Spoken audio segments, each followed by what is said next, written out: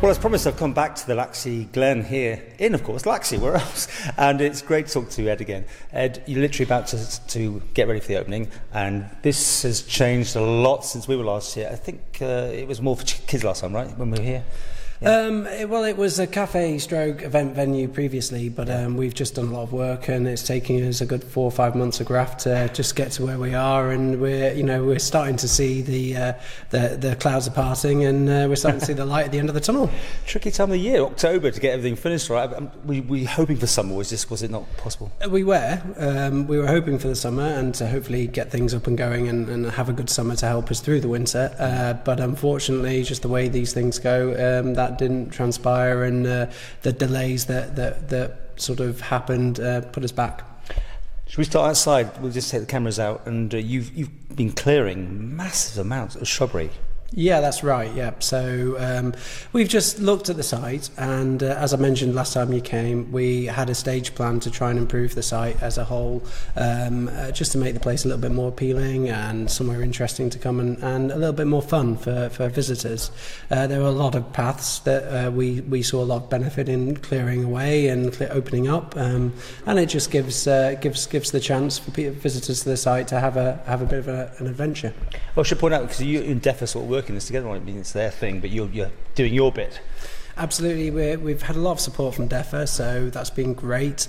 We've been able to really push forward with a partnership, effectively with DEFA, and long may that continue. They've got some great plans. We had a walk around the other week, and they've again suggested that there's going to be some future works carried out, which will really benefit the site. So tell us about this. Is it a coffee shop or something? How do you describe it?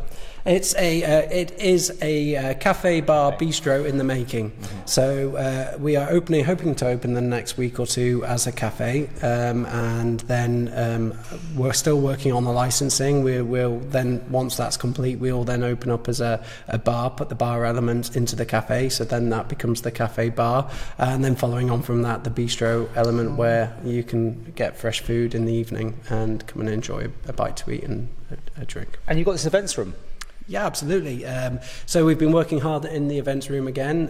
When we moved in, it was great, but it had grey ceilings, and just being the provenance of the actual building being Victorian, we thought, well, let's lighten it up, let's brighten everything up, and we went white and white, so it's nice and light there now, and we've put in some new lights, and I think it's going to lend itself to be a very accommodating event space for people. You need to get people on board, don't you? I mean, Laxey residents and people to come here. I mean, it's had such a checkered sort of history, this place. Do you think you can? Obviously, you think you can, but it is people, isn't it, that now you need once it's open?